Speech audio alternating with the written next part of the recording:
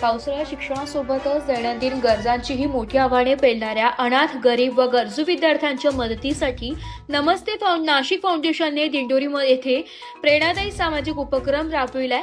जिथे कमी तिथे आम्ही या ब्रीदवाक्यानुसार मराठा विद्या प्रसारक समाजाच्या जनता इंग्लिश स्कूल व उच्च माध्यमिक विद्यालयातील गरजू, अनाथ व होतकरू विद्यार्थ्यांना छत्री, रेनकोट तसेच शैक्षणिक साहित्याचं वाटप करण्यात आलंय। या कार्यक्रमाच्या अध्यक्षस्थानी मराठा विद्या प्रसारक समाजाचे संचालक प्रवीण नाना जाधव उपस्थित होते। पावसामुळे शिक्षणात कोणताही अडथळा येऊ नये आणि विद्यार्थ्यांना आवश्यक साहित्य सहज उपलब्ध व्हावे या सामाजिक जाणीवेतून हा उपक्रम राबविण्यात आला आहे। विद्यार्थ्यांच्या चेहऱ्यावर उमटलेला आनंद आणि समाधान पाहून उपस्थित मान्यवरही भारावून गेले। कार्यक्रमाच्या प्रास्ताविकात प्राचार्य शरद शेजवळ यांनी शाळेच्या प्रगतीसाठी सामाजिक संस्था व दानशूर व्यक्तींनी दिलेल्या योगदानाची माहिती दिली आहे। नमस्ते नाशिक फाउंडेशनच्या सहकार्याबद्दल त्यांनी कृतज्ञता व्यक्त करत अशा उपक्रमांमुळे विद्यार्थ्यांचा आत्मविश्वास वाढून शिक्षणाची प्रेरणा अधिक दृढ होत असल्याचं सांगितलंय। नमस्ते नाशिक फाउंडेशनचे अध्यक्ष सौ स्नेहल देव यांनी विद्यार्थ्यांशी संवाद साधत हास्य योगाचे शारीरिक व मानसिक आरोग्यातील महत्त्व स्पष्ट केलंय। त्यांनी विद्यार्थ्यांकडून हास्य योगाचे प्रात्यक्षिक करून घेतलंय। तसेच गुड टच आणि बॅड टच या विषयावर मार्गदर्शन करत स्वतःची सुरक्षितता, अनुचित प्रसंगी विश्वासू व्यक्तींशी संवाद साधण्याचे महत्त्व आणि जागरूकतेची गरज विद्यार्थ्यांना समजावून सांगितली आहे। दिंडोरी पोलीस ठाण्याच्या सहाय्यक पोलीस निरीक्षक पुष्पा अरणे यांनी शिस्त, सामाजिक जनजागृती आणि पोलीस मित्र उपक्रमाची माहिती देत विद्यार्थ्यांना सुरक्षिततेबाबत मार्गदर्शन केलंय। वाहन निरीक्षक सागर विश्वासराव यांनी रस्ते सुरक्षा, वाहतुकीचे नियम आणि दिशादर्शक फलकांचे पालन करण्याचे नमूद केलंय। नाशिक जिल्हा शासकीय रुग्णालयाचे सिव्हिल सर्जन डॉक्टर सतीश शिंपी यांनी आरोग्यविषयक मार्गदर्शन करत शासकीय रुग्णालयातील विविध आरोग्य सेवा आणि शासनाच्या आरोग्य योजनांचा लाभ घेण्याचे आवाहन केले। अध्यक्ष भाषणात प्रवीण नाना जाधव यांनी नमस्ते नाशिक फाउंडेशनच्या समाजोपयोगी कार्याचे कौतुक केले। विद्यार्थ्यांच्या शिक्षणासाठी पुस्तके आणि शैक्षणिक साहित्य जितके आवश्यक आहे तितक्याच त्यांच्या दैनंदिन गरजाही आवश्यक असल्याचं आहे। पावसाळ्यात छत्री व रेनकोट उपलब्ध करून देणे म्हणजे विद्यार्थ्यांच्या शिक्षण प्रवासाला प्रत्यक्ष बळ देणे होय। समाजातील प्रत्येक सक्षम व्यक्तीने गरजू आणि अनाथ विद्यार्थ्यांच्या शिक्षणासाठी मदतीचा हात पुढे करावा असे आवाहन त्यांनी केले आहे।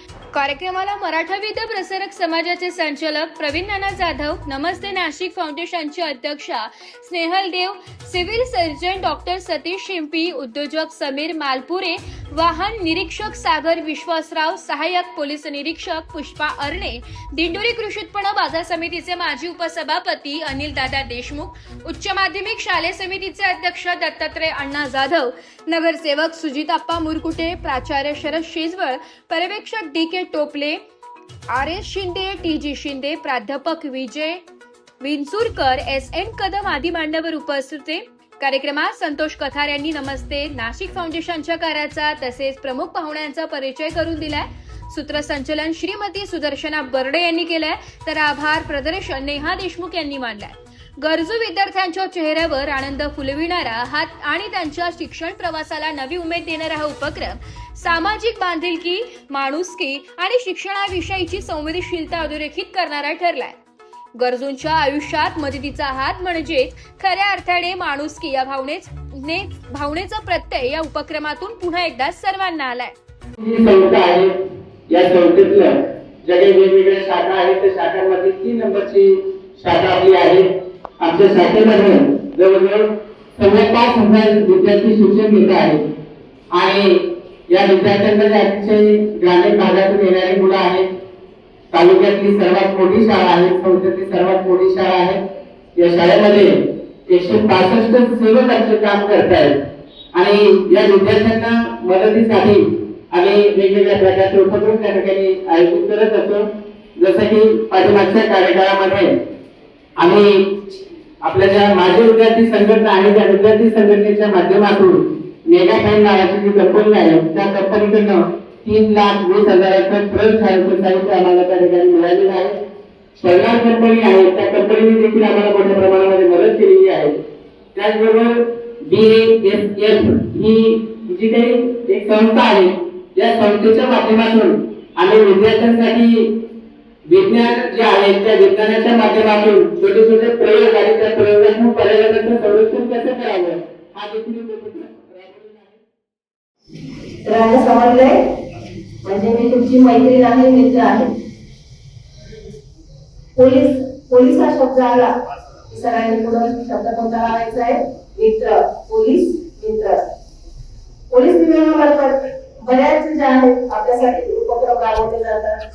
त्याच्यामध्ये आमच्याकडे जे आहेत काही अधिकारी काही अंमलदार यांचे स्पेशल पथक नेमले जातात. त्याच्यामध्ये पोलीसगिरी हा फार महत्वाचा रोल आहे.